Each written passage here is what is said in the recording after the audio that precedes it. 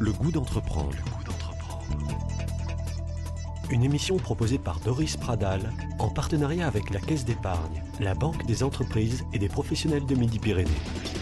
Bonjour à tous et bienvenue dans Le Goût d'entreprendre, l'émission économique de Radio Présence qui donne envie d'entreprendre. Bastien Payou a toujours eu des fourmis dans les jambes. Il a fondé son entreprise MyTriplan, une start-up qui met en relation voyageurs et habitants du monde entier. Il est installé un petit peu à Toulouse et dans le monde entier. Bonjour Bastien Payou. Bonjour. Vous avez fondé MyTriplan pour nous faire voyager différemment, nous enrichir en allant à la rencontre des habitants lors de nos voyages. Alors vous voulez dire que nos motivations de voyageurs ont changé. On veut aujourd'hui du tourisme d'expérience. Exactement. Autant il y a quelques années, c'était vraiment l'idée de découvrir un pays. Autant maintenant, c'est vraiment de découvrir une culture et vivre une expérience dans son voyage. On ne veut pas vivre le même voyage que tous les autres touristes peuvent faire. On veut vraiment quelque chose qui est adapté à nos souhaits et à nos centres d'intérêt. C'est ça, on veut aller vers les autres, on veut avoir des retours, on veut avoir des bonnes adresses. Exactement, on veut rencontrer vraiment la façon dont vivent les gens où on va et vivre avec eux une expérience. En local. Alors, parlez-nous de vous, Bastien. Vous avez 27 ans. Oui. Donc, vous avez fondé MyTriplan il y a quelques mois. Exactement. J'ai démarré à travailler sur MyTriplan en janvier. Le site a été lancé en avril. D'accord. Donc, vous êtes un site internet. Exactement. Et pas un site de voyage. Vous n'êtes pas une agence de voyage. Non, justement, on essaye vraiment de se démarquer des agences de voyage. C'est-à-dire qu'on ne va pas vous proposer des voyages qui sont tout faits ou des voyages qui sont ce qu'on appelle à la carte. C'est-à-dire qu'ils ont une liste d'activités qu'ils vous proposent. Ils essayent de les combiner de manière différente pour vous proposer ce que eux appellent du sur-mesure. Nous, c'est vraiment du sur-mesure. On vous met en relation avec un habitant et ensemble, vous allez construire le programme de voyage. D'accord. En fait, l'agent de voyage serait presque l'habitant local. C'est ce que j'allais vous dire. Alors, prenons un exemple. Demain, je vais à Rome et je vous dis, j'ai 3 heures. Qu'est-ce que je peux faire? Vous pouvez me conseiller quelqu'un, me faire rencontrer quelqu'un? Voilà. Nous, on vous conseillera pas les activités. Par contre, on va vous mettre en relation avec une personne qui vit à Rome et qui va pouvoir vous, en fonction de vos centres d'intérêt, vous proposer des activités qui sont adaptées. Alors ça existe déjà, ce sont les Greeters en fait, qui vous permettent de vivre comme un Toulousain, comme un Parisien ou comme un Berlinois. Alors les Greeters, c'est la différence un peu avec les Greeters, c'est que les Greeters vont vous proposer de faire une expérience avec eux pendant un laps de temps. Souvent, c'est une visite de ville d'ailleurs. D'accord.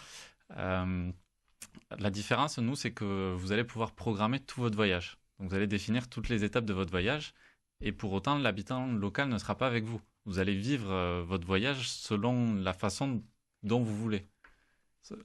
Il va vous donner les conseils, c'est ça. Il va vous donner les conseils. Et par exemple, ça peut arriver que au sein de votre programme de voyage qui est conseillé par un habitant local, il y ait une visite avec un Greeters. D'accord. C'est totalement complémentaire. Travailler en lien aussi avec eux. Exactement. Ouais, tout à fait. Donc en fait, ça va être notre référent sur place, notre guide sur place. C'est comme ça que vous travaillez. Exactement. C'est vraiment un référent sur place qui va pouvoir donner toutes les dernières petites nouveautés, les dernières activités qui sont à la mode et qui correspondent à vos attentes. Et pourquoi vous avez eu cette idée, Bastien ? Alors c'est vrai que moi j'étais grand voyageur, que ce soit au travers de mes études ou au travers de mon travail. J'ai eu la chance de beaucoup voyager. Vous étiez dans quel... Parlez-nous de vous, qui êtes-vous ? Alors, donc moi j'ai fait une école de commerce, ce qui fait que très rapidement en école de commerce on a amené à aller à l'étranger. Donc j'ai travaillé pendant 1 an au Mexique. Et en arrivant au Mexique, immédiatement les Mexicains ont tenu à me faire visiter, ça faisait je sais pas, peut-être 2 semaines que j'étais au Mexique. Et ils ont tenu à me faire visiter des lieux que eux adorent et pour autant qu'on ne trouve pas forcément dans les guides de voyage. Et c'est ça qui moi, m'a plu, c'est que je me retrouvais au milieu des Mexicains à faire des activités avec eux, à vivre comme un Mexicain. Voilà, exactement. Et ça a été un peu pareil aussi après parce que je suis parti vivre en Inde. Et l'expérience s'est renouvelée, c'est-à-dire qu'immédiatement, on m'a proposé de faire des activités qui sortent de l'ordinaire, des circuits touristiques classiques. Et donc, j'en suis arrivé à me dire que finalement, un habitant local, il aime sa région, sa ville, et il a envie de la faire découvrir. Et donc, il y avait le premier aspect de, on veut faire découvrir et aimer notre région aux voyageurs. Et à l'inverse, quand je suis revenu en France, il y a beaucoup de Mexicains et d'Indiens qui sont venus. Et la première chose qu'ils ont fait, avant même d'ouvrir un guide de voyage, c'est de m'appeler et de me demander qu'est-ce qu'ils pouvaient faire. Et où aller en France, et quoi voir. Et donc, je me suis dit qu'il y avait le deuxième aspect de... lorsqu'on voyage, en fait, on a vraiment envie d'avoir des conseils personnalisés sur ce qui est bien à faire. Bien sûr. Et voilà, et c'est comme ça que l'idée m'est venue. Et au fur et à mesure de mes voyages, je me suis rendu compte que, en parlant un peu avec d'autres voyageurs, je me suis rendu compte que c'était vraiment quelque chose qui... C'est quelque chose un qui besoin fonctionne. Qui se faisait sentir. C'est vrai, oui, tout à fait. C'est une autre façon de voyager, mais que l'on faisait aussi, j'allais dire, dans la rue, on rencontre quelqu'un en lui disant « Vous connaissez un resto sympa ?» etc. Mais de façon tout à fait informelle. Exactement. Et puis, moi, c'était la façon dont je voyageais. Sauf que rapidement, on pouvait se retrouver bloqué dans certaines villes parce qu'on n'avait pas prévu la suite de son voyage. Et ça m'est arrivé très souvent d'avoir des temps morts à rien faire ou à me retrouver dans une ville où il n'y a rien à faire. Donc, Et donc, c'est vrai que ça apporte ce plus au moins, on a une sécurité sur les activités qu'on peut faire pour la suite de son voyage. Vous développez votre entreprise aujourd'hui. C'est une start-up, c'est une entreprise. Vous êtes là à 100%. Exactement. Et vous travaillez tout seul, Bastien ? Alors, pour l'instant, je travaille tout seul. Ouais. L'objectif, c'était vraiment de m'assurer que il y avait vraiment un besoin qui était ressenti à la fois par les voyageurs et à la fois par les habitants locaux. Aujourd'hui, j'en suis arrivé au point où je me dis qu'il y a vraiment du potentiel. Et donc, je recherche à m'associer pour justement ne plus être seul et accélérer sur le développement du projet. Absolument, développement commercial. Commercial, même sur le fonctionnement du site internet pour apporter toujours plus de fonctionnalités aux voyageurs et leur permettre de vraiment avoir leur voyage leur programmation de leur voyage qui est facilitée. Alors justement, comment ça marche concrètement sur place? Qui sont vos contacts? Vous les connaissez tous? Comment vous les, entre guillemets, recrutez? Alors non, on ne les connaît pas tous. On s'appuie en fait sur des réseaux, que ce soit personnels comme des réseaux de voyage. Et donc, on s'assure un peu de la fiabilité de ces personnes.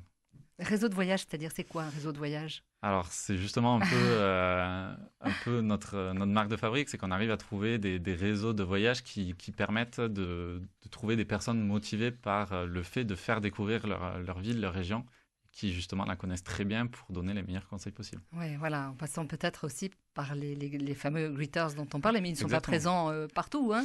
Exactement, mais ça arrive très souvent d'ailleurs que ce qu'on appelle nos triplaneurs, donc nos habitants locaux, soient des greeters. Oui, c'est ça. Alors vous avez confiance en eux?